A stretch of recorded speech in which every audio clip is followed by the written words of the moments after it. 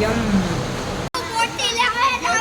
હોળી કચરું બધું ભેગું એવું છે. મને શીખવાડજો પછી. હું મળી લે. બ્રિજેશ સીતારામ.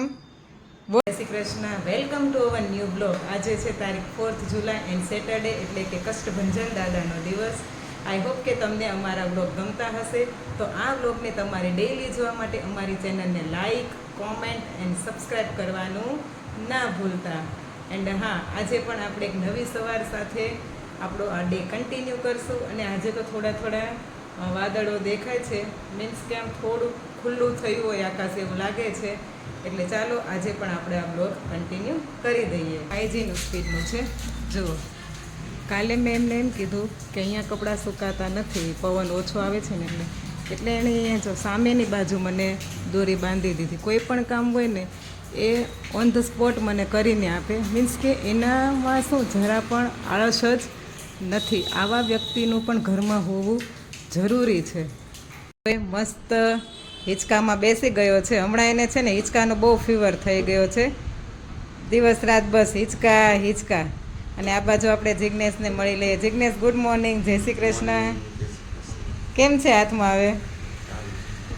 જિજ્ઞેશને છે ને કાલે ગાડી થોડી સ્લીપ થઈ ગઈ હતી, તો ગોઠણમાં અને હાથમાં વાગ્યું છે. હોપ કે જલ્દી સારું થઈ જાય. હારું, ગુડ મોર્નિંગ. જય શ્રી કૃષ્ણ બોલો. સીતારામ બોલો. સીતારામ કરો. સીતારામ કર પહેલાં. આ બાજુ જો, મમ્મા સામે જો. એને હિંચકાનું માં જ ધ્યાન છે. આપણે ફરીથી આજે બ્રિજેશને પણ મળી લઈએ. બ્રિજેશ, સીતારામ. જો આ બાજુ હું રોટલી બનાવું છું ને હાર્વિન પણ મારી સાથે બનાવે છે રોટલી. એને પણ સાથે સાથે લોટ લીધો ને વેલણ લીધો.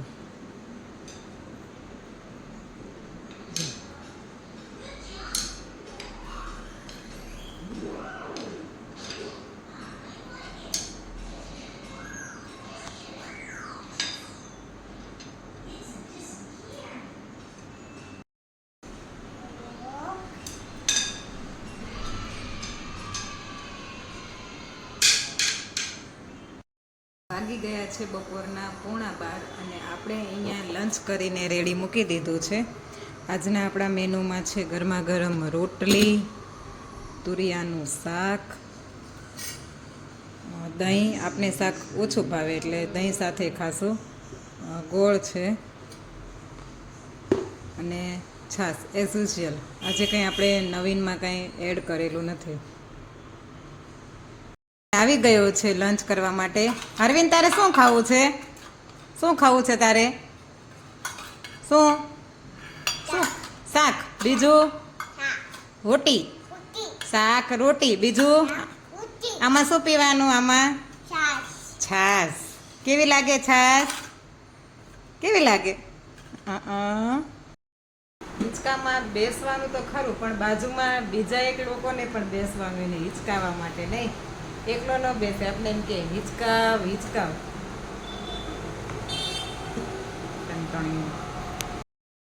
બપોરના વાગી ગયો છે 1 અને આ બાજુ હું આવી ગઈ છું રૂમની સાફ સફાઈ કરવા અને હાર્વિનને સુવડાવવા. પણ વરસાદે થોડો આજે વિરામ લીધો છે ને, તો બધું જ આપણે ખોલી દીધું છે, બારી દરવાજા, જેથી કરીને થોડો ભેજ ઓછો થઈ જાય રૂમમાં. શું હમણાં કન્ટિન્યુ કાલો વરસાદ હતો, તો થોડું તડકામાં અને વરસાદમાં ફરક પડી જાય, એટલે માટે આપણે આ દરવાજાને બારીને બધું ખોલી દીધું છે. જુઓ, વાગી ગયા છે 4:45 અને આ બાજુ હાર્વિનભાઈ હિંચકામાં બેઠા બેઠા ગાંઠિયા ખાય છે. આજે તો એ તમને આઈ થિંક હિંચકામાં જ જોવા મળ્યો છે, કારણ કે આખો દિવસ એ ઉઠ્યો સૂતો ત્યારથી લઈને બસ હિંચકો એ જ કર્યા કરે છે. અને હજુ અમારો નાસ્તો બાકી છે, તો વિચાર કરીએ છીએ કે શું ખાવું, કારણ કે કાલે વડાપાઉં બન્યા હતા ને, તો એની ચટણી ને પેલી સ્વીટ ચટણી બંને પડ્યા છે. તો મમરા વઘારીને મને એવું લાગે છે કે આપણે ભેળ બનાવી દઈએ. કેમ બ્રિજેશ, ભેળ ખાવી છે ને? જો મારા ભાઈને પણ ભેળ ખાવી છે, તો આપણે ચલો એની પ્રિપેરેશન શરૂ કરી દઈએ. ફરી આ બાજુ જો વરસાદની ધમાકેદાર એન્ટ્રી થઈ ગઈ છે. કાલથી પણ વધારે જોરમાં વરસે છે આજે. તો આજે પણ એવું લાગે છે અમારી અગાસીમાં પૂર આવી જવાનું છે. ચાલો આપણે પડદો ઢાંકી દઈએ ને એક છે ને અંદર ગાડામાં વાછર આવે છે.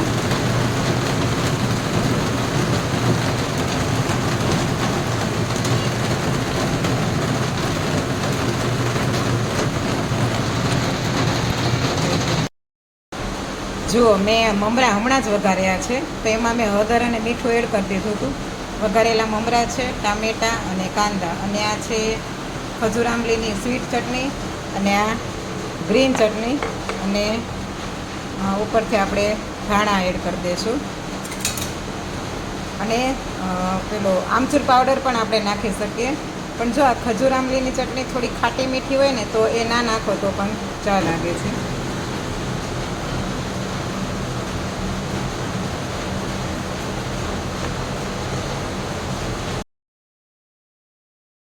જુઓ ફ્રેન્ડ્સ, અમારી ઘરની આજુબાજુના વિસ્તારનો નજારો જુઓ તમે.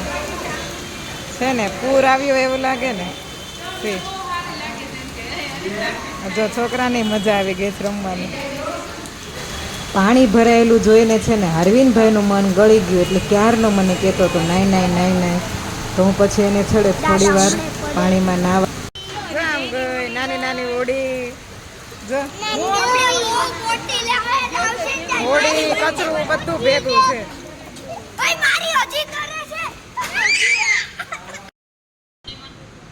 જો આ બાજુ છે ને પબજી રમાય છે ખલેલા ખાતા ખાતા. એકલા જ રમો છો કે કોઈ છે સામે? એવું છે, મને શીખવાડજો પછી. આજના વિડીયોનો એન્ડ આપણે અહીંયા જ કરીએ છીએ. Thank you for watching and I hope કે તમને અમારા બ્લોગ ગમતા હશે તો તેને જોવાનું ભૂલશો નહીં, અને અમારી ચેનલને સબસ્ક્રાઈબ કરવાનું, લાઈક કરવાનું અને કોમેન્ટ કરવાનું પણ ના ભૂલતા. આવતીકાલે ફરીથી મળીશું એક નવા બ્લોગ સાથે. ત્યાં સુધી આવજો. બાય, જય Shri Krishna, good night, take care.